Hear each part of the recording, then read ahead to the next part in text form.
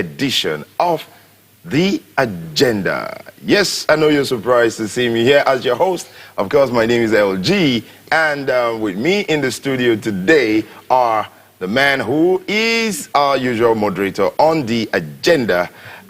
Today, he's a guest, and wherever you are, I'd like you to give it up for Pastor Biodun Famojuro. I mean, he's a passionate Nigerian, and he's so passionate that maybe moderating doesn't cut it for him anymore. He needs to sit and, bear his mind on one or two things as we begin to look into them today. Also, the other guest that we have here with me is Seyi Mafolabomi. Yes, Seyi Mafolabomi, also another very passionate Nigerian. And today on this edition of The Agenda, we're looking at the state of the nation. The state of the nation. Now, before we go on, I'd like to ask them, maybe in one sentence or two, they are going to tell us, to them, what is the state of the Nigerian nation? Before we go to what I want us to focus on this edition of The Agenda. Pastor Biodun Famojuro, how are you doing today? I'm fantastic. Okay, so tell me, what is the state of the Nigerian nation, if you were to describe the state of the Nigerian nation? Interesting question. Some few days ago, we turned 60. And so Nigeria is in a state of rebirth, renaissance, reactualization. It is in a state of asking questions. We're in a critical state right now because we're 60 years old. And it is time for us to take action on the things that we spoke about that we were going to do, but we did not do. Because 60 is a very, very remarkable number. It's our diamond anniversary, and that was just some years ago. People are congratulating us all over the place. There's a mixture of emotions. So the question right now is this: what are we going to do now that we are 60? And that is a question that every Nigerian must answer, and every leader must answer. Oh, beautiful, beautiful. I mean, the Bible teaches us that teach us to number our days, so that we may apply our hearts to wisdom. So I really like the fact that you took the state of the nation from the point that just yesterday we clocked 60 as a nation. Correct. So we need to apply the Nigerian heart to wisdom, right? Very much so. Okay, that works. So Seyi, tell me, how would you describe the state of the nation? Well, for me, I think that we're at the stage where we are getting more robust in terms of public knowledge. And I think that that's what we need at this point. Individuals are beginning to participate more in politics, understanding what they need to know from their government, and asking critical questions, which is something that any nation that wants to develop really needs at this time. And so just like Pastor Biodun said, we are at the point where we are thinking more and more beyond the scope of what it used to be for us. And because maybe many young Nigerians are now on social media, we are beginning to ask ourselves the right questions. Where are we going as a nation? What are we going to be doing as a nation? And how do we come together to make sure that Nigeria is a lot better than what we had before?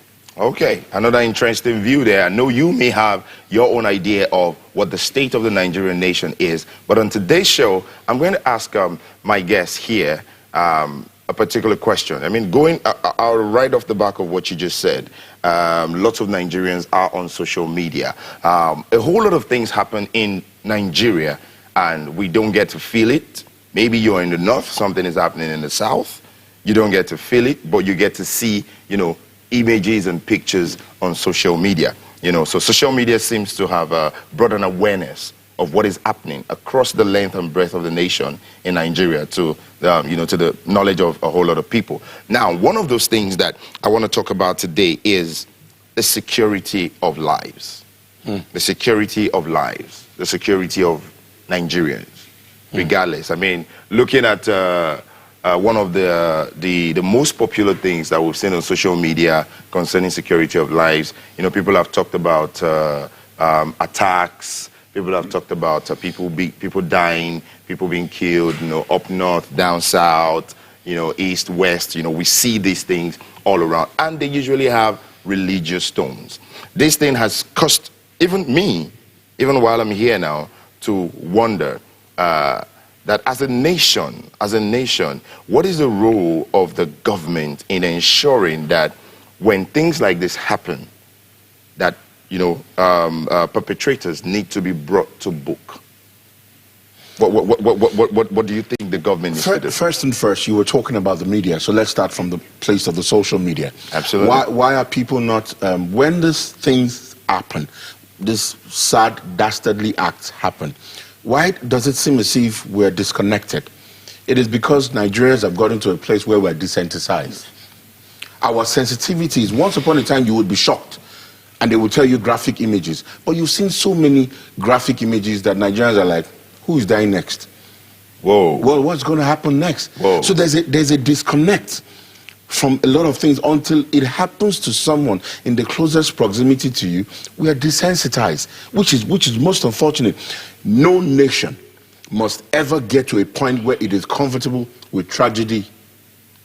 No nation must ever get to a point where it is comfortable with tragic situations occurring within its territory. So when it comes to the matter of security of lives and property, yes, it's the responsibility of the government. Promote good governance, promote the rule of law, enforce fundamental human rights, and protect the life of the citizens and everyone within its borders. If the government is not doing that as they ought to, then questions need to be asked. Do they need help? Are they having some challenges? Are there things that they cannot come out explicitly to tell us? Why? Because in the realm of intelligence, there are things you cannot disclose. You know, the children, the choice of school that your children will go to is not the children's decision, it's yours and your wife. So there are decisions that will happen behind closed doors in a room, whereby you will determine what will happen to the children. So it's possible that there are certain things, but we need to arrest the growth. We need to arrest the manifestation. The government needs to look into it because lives matters. And the reality is this: no matter whose life is lost, everyone's blood is still red.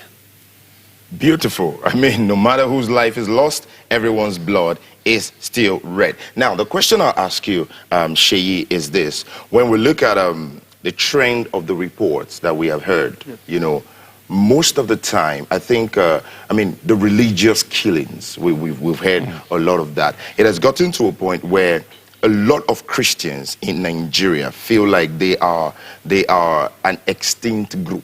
You know, they suffer, they receive the short end of the stick when it comes to all of this violence and killings. What do you think should be done? What is the role of the church first in the fact that, you know, Christians get killed a lot? I mean, we get a lot of that report. I mean, so that Christians are now saying it, that Christians' lives matter, because it seems the lives of a lot of Christians get lost when these things happen. What do you think the government can do? What do you think the government can do? Okay. Well, I'll write off from you saying what the church can do. And I think that one of the issues that the church has is that it's not all Christians that are saying Christian lives matter. Some have become quite complacent in believing that, oh, the world is coming to an end. This is part of the persecution we are going to face as Christians. Therefore, whatever they do to us, we just lift up our hands and sing Kumbaya. But that's not the issue. The issue is that Christian lives are still Nigerian lives, and they are as important as any other life out there. That needs to be impressed upon Christians by the church, by everybody who is involved. We are stakeholders in ensuring that as people in a country, we understand what the rule of law is, we understand what our fundamental human rights are as citizens primarily, not just based off of what the Bible says we are or we should expect. Because the coming of the Lord Jesus Christ is not going to be preceded by persecution. It is the Spirit and the bride that we say come. And it is not because we are dying. It is because we are living a glorious life. We so much want to be one with Jesus, not that we are being killed off on a regular basis. So we need to stop that sensitive nature, that emotional, empathetic manner of saying, oh, of writing it off as just persecution. We just write it off like this is persecution. No. Nigeria is a secular state. We have fundamental rights as Christians, and we must rise up to protect those rights. So if we want to secure our lives here, we must come from the angle of the law. The church must educate its members. This is what you have as a right. And this is what you can obtain in the courts of law. This is what you can obtain by peaceful protest. This is what you can obtain. So don't be complacent. Now, to the Nigerian state, of course, from what Pastor Biodun has said, obviously everyone has gotten to a state of being numb, because we have seen these things so many times on repeat. And like, it's just become so normal. Like, this is what it is. Oh, another person just died. Well, wow, what a day. And that shouldn't be so. Now, the government also, I understand that, yes, there are things in the realm of intelligence that we can't reveal to the public, which is fine. But unfortunately, our information management has also been very poor. Now, Nigerians need to understand that steps are being taken. No matter how secretive you want to get, even if it's the little hint of information that you give to ensure that people are being brought to justice, you know, for the acts that they are perpetrating. Not just that people can go into a village and kill off many people and seemingly just walk free. We need to stop that narrative, both as individuals, and as the government. The government must understand that this is not something that can keep going on. So they must feed Nigerians the right information so that our sensitivities are aroused again, and we begin to see that killings should not be normal. If the government is not numb to killings, the people will be aroused as well. Oh, wow. There is something that Sheyi said, if you don't mind, let me quickly come in here. Please do so. He said it's about information management. Nigeria as a nation needs to amplify the voice of unity. Yes.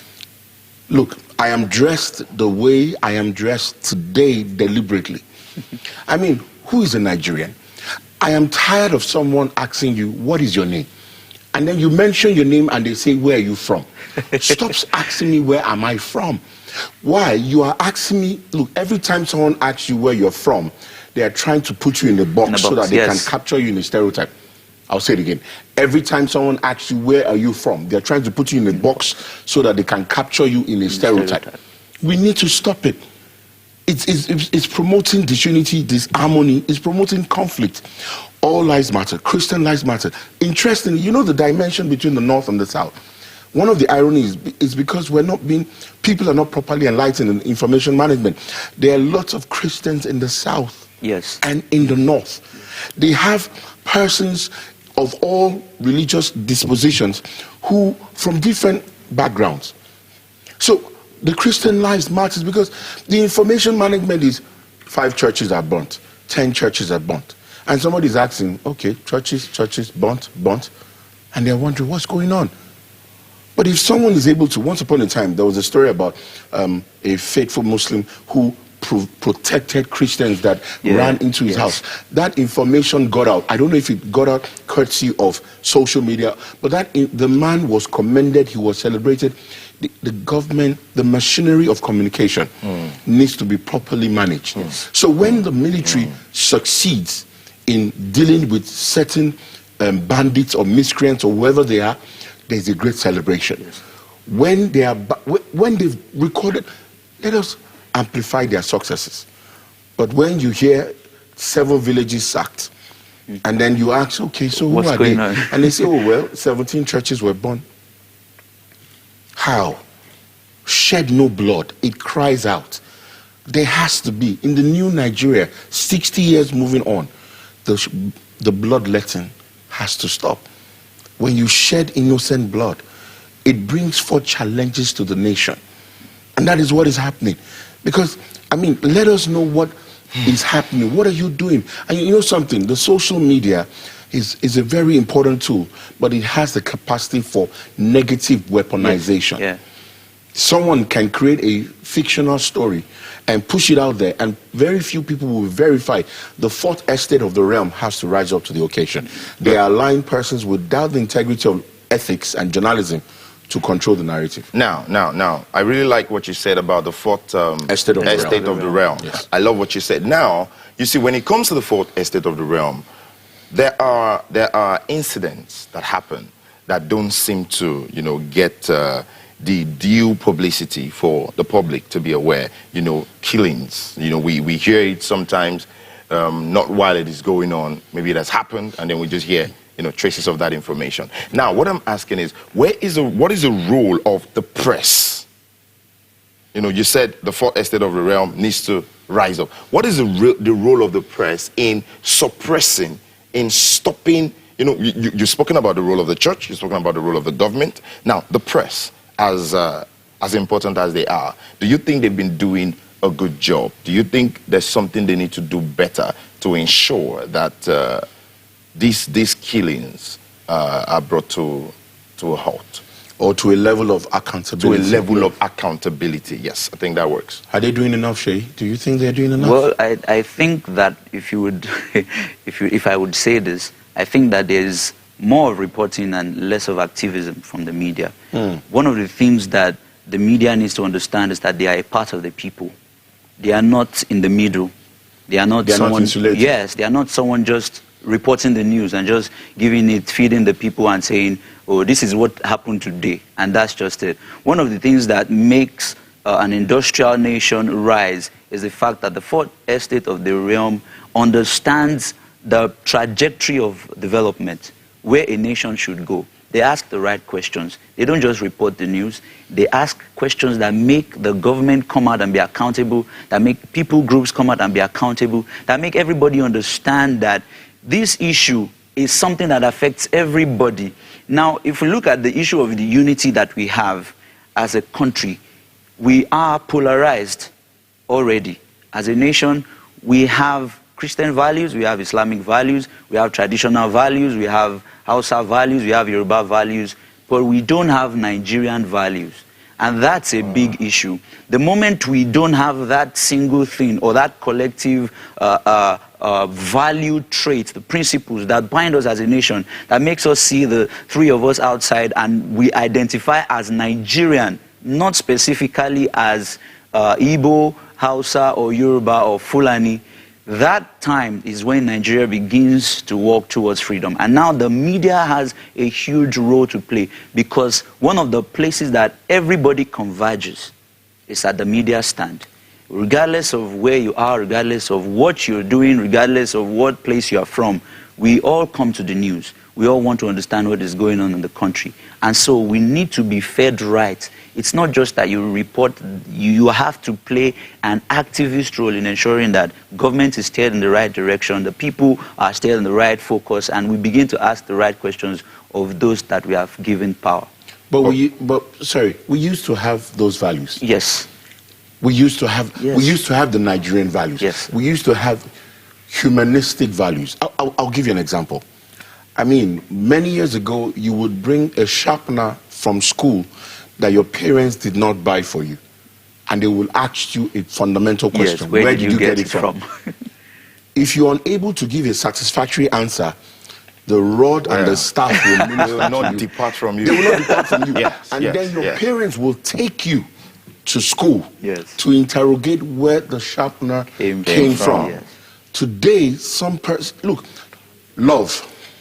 Pastor Biodo, let me just hold you right there. So, because there's an important question that I want to ask. Now, what I want to ask you is two questions actually, so I can finish his thought process. What is the role of investigative journalism in getting to the root of these matters, or should we just leave it to security agencies? All right, just so we can. So, okay, let me let you answer that question, because I want you to hold that thought right there. There's something important that I want us to touch in considering the state of the nation. You know, one of the popular phrases from. I'm so sorry that I have to share this, but there's a popular song that says, "Nobody won't die, but they won't go heaven." We all know the utopia that we see in Nigeria. All of us, we see it. Journalists see it. Now, who is going to go into that jungle? It has become such a dangerous ecosystem for people. You know, you get the reports that lives are, lost. People are dying for asking questions and things like that. Now, it causes a sort of panic in the hearts of those who are supposed to go forward. The fear is also that when you take that step forward, all the people who pushed you to say, fight for us, do this for us, go forward for us, by the time you take that bold step, you just discover that you are alone. So investigative journalism is crucial to something that we have as a country. But who's going to bail the cat? That's the vital question that we must always ask. Who has that courage, Who who has have that liver? tenacity, who get liver, Who get the you know, liver that I'm going to go into this place and ask these questions. Yes, we see that journalists also may have become sort of an endangered species, not just in Nigeria, but the world over, because we live in an information-based economy now, right from the tabloids down to social media.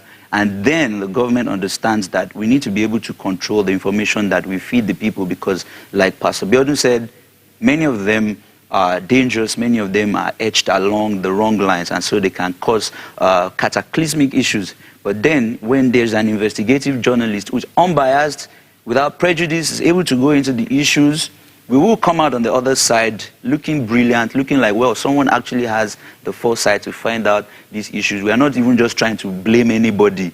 We are trying to find the truth so that all Nigerians understand what is going on. And so that is a value that journalism may have lost, but I think that we are beginning to find the grounds. We have some very talented young people who are pushing forward and saying, you know, we are going to get to the end of this matter regardless. And that's what Nigerians need to understand.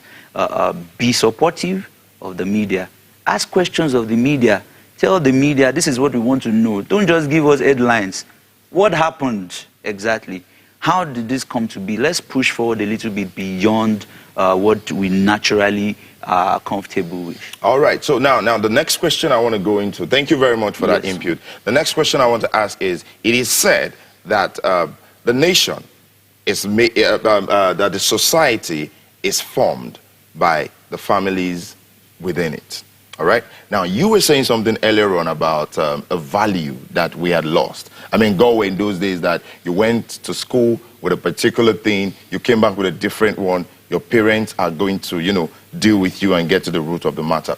I want to ask you, in forestalling future occurrences and securing a peaceful and a safer climb for the next generation, what do you think is the role of the family unit, in stopping these incessant killings? The magnification of love, the amplification of love, the expression of love. The family once upon a time was not father, mother, and just children. Yep. The family was everybody that comes within your ecosystem that you can be a blessing to, that you can communicate to. The family is Tunde loving Ada, Ibrahim loving Tawase. That is the family that we used to have. So when young couples, when young Nigerians serving from whatever religious or ethnic backgrounds, they go to all parts of Nigeria, they were celebrated. Yes. Nowadays, it's not so convenient as a core member to go to certain parts. If you're of a religious inclination, there is an absence of love. Look, you cannot, within the right frame of mind, desire to consciously, deliberately take the life of another person because he holds a different mindset or a different view from yours. You must, I mean, how would someone love if someone comes and says, hey, do you believe in what I believe in? No, I don't. Why? I just don't have a different view. Okay, because you don't believe in what I believe in, I end you.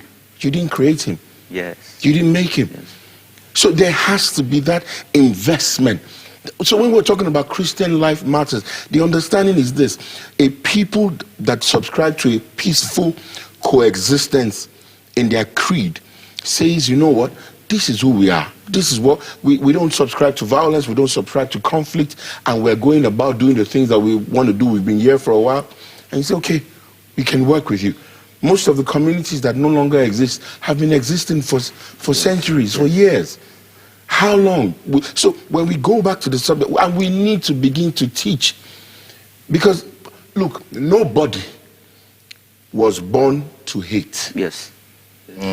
Nobody. They were taught. Yes. They were taught. Nobody was born to hate. That is the reason why in children the default setting is love. In children, the default setting is love. You find two children, they don't know each other, they play, and maybe there's a little conflict observed by the adults, and you settle it. Those same children will go back and play again, forgetting that they just had a conflict. Yes. The adult can keep conflict for 20-something years, and they will not forget. So for us to amplify the voice of love in the nation, and also in our communication with government and those in leadership, we will speak from the point of love. Because leadership is responsibility, leadership is influence.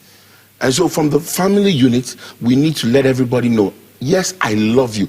Love is a verb, is an action word. Love is not just a mere colloquial expression or an expression in whichever way you want to look at it.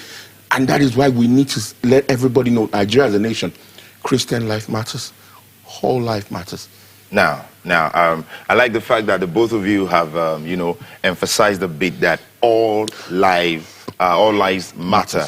However, I need to emphasize this. It seems when we hear of a lot of Christians losing their lives in religious killings, the news brings out a lot of these things. In northern Nigeria, most of the time. Do you think we're getting enough justice? Do you think Christians, the lives that are being lost, mostly Christians, do you think they're getting justice the way the government should let them have it? So the question I'll ask you is this, and I know Shay's going to contribute. I do not know of anyone who has been arrested. Yes. I might be wrong. Maybe I don't have access to that information. I don't know. Do you know of anyone who has been arrested as a brain behind the massacres, the killings, the wrong acts? I don't know of anyone. Do you know of anyone that has been taken to court? Do you know of anyone that is awaiting trial concerning this negative, provocative acts? Do you know anyone? I think that the issue is not even that, because of, obviously, that's a rhetorical question. Yes. I personally don't know anybody that has been brought to book, but I think that one of the things that we have as a nation is how we tend to shy away from issues that have to do with religion. We see these things happen in our communities. We see it happen, but then there's just a way we want to tone it down. We don't want to believe this is what is happening. We don't want to agree that this is what is happening. And then we don't want to put pressure on the right judicial system that helps us bring justice to the matter. And I think that this is it. The first and foremost thing that comes to my mind when a person dies is, should this person have died? Understanding the principle of the value of life from a Christian standpoint, from a political standpoint, economically and judicially, legally, you understand that anybody who has been taught properly understands that there is more potential in a life that is allowed to live than one that is cut short. And so the value that you place on a person's life is on what that person can do that benefits your society. And so you don't end that person based on what he is unable to do for you, but on what he is able to do for the society at large. That helps you understand what the value of life is. So when we are teaching that in our homes, it's an appendage of our love. We know that this is it. When I hear that someone has died, my first thought is not, is that person Christian? Is that person Yoruba? Is that person... my point is, should that person have died?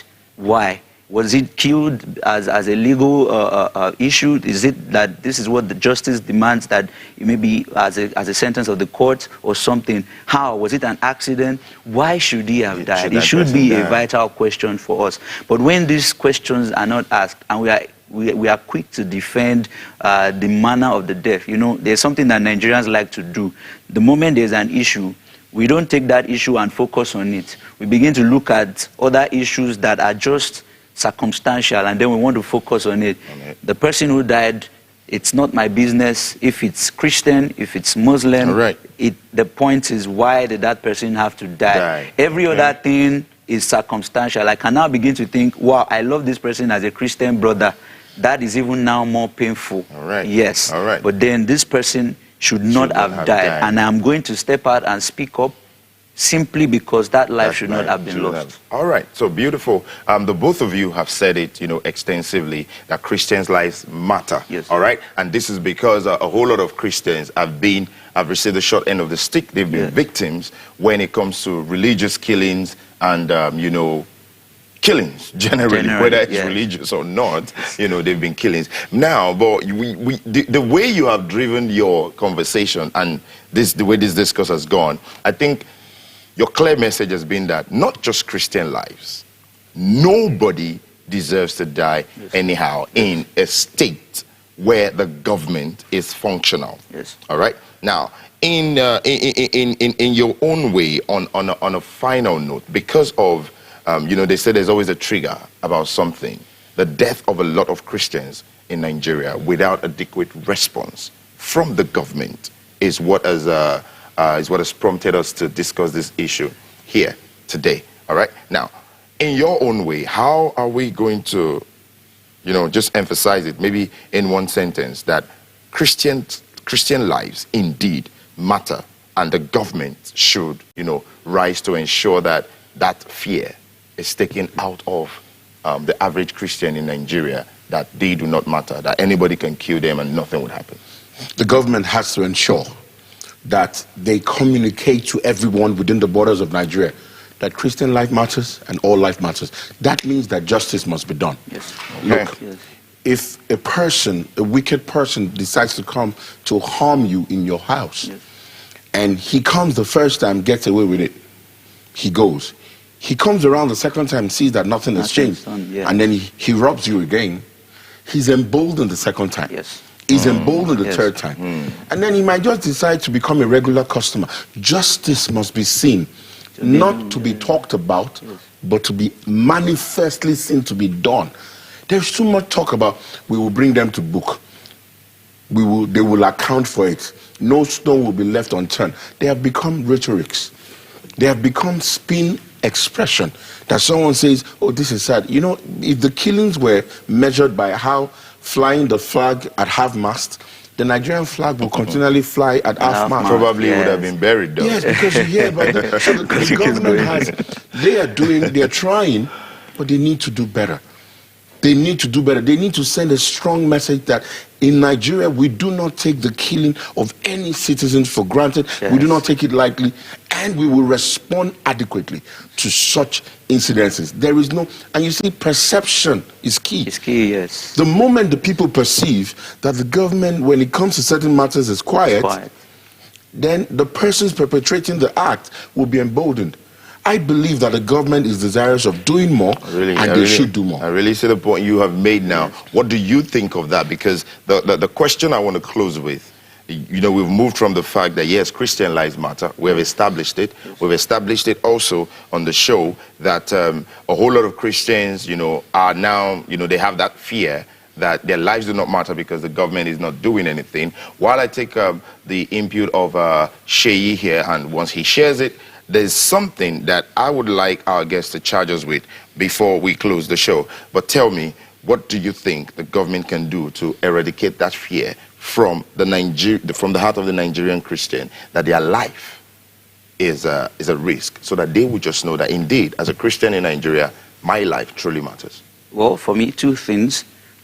Ensuring that the machinery of state, the judicial system, is put to full use in these matters. No sentiments, no contradictions. The moment issues like this happen, if you have to send in the armed forces, if you have to send in whatever needs to be done, that thing must be done.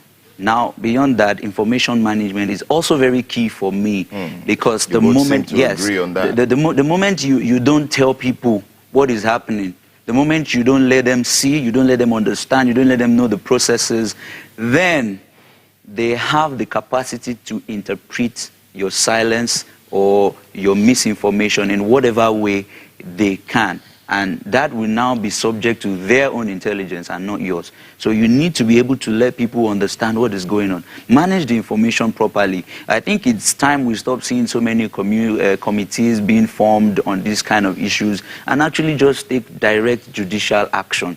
Let it not be that when it comes to issues of religious killings, that's when there's a need for a committee. We don't have the need for a committee in the Constitution, in any administration of criminal justice laws, anywhere. It's straight. If you apprehend a person who has committed this crime, take that person to the courts. Let that person face the full force of the law. And that's what should be seen consistently. Okay. I mean, just a few seconds, please, if you may. He mentioned committees. Yes. Let me say this. Committees without commitment will commit crime. Yeah, I think I heard that. Committees without commitment will commit crime. That's one. Two, assumption in the hands of the ignorant and the uninformed is a deadly weapon. Yes.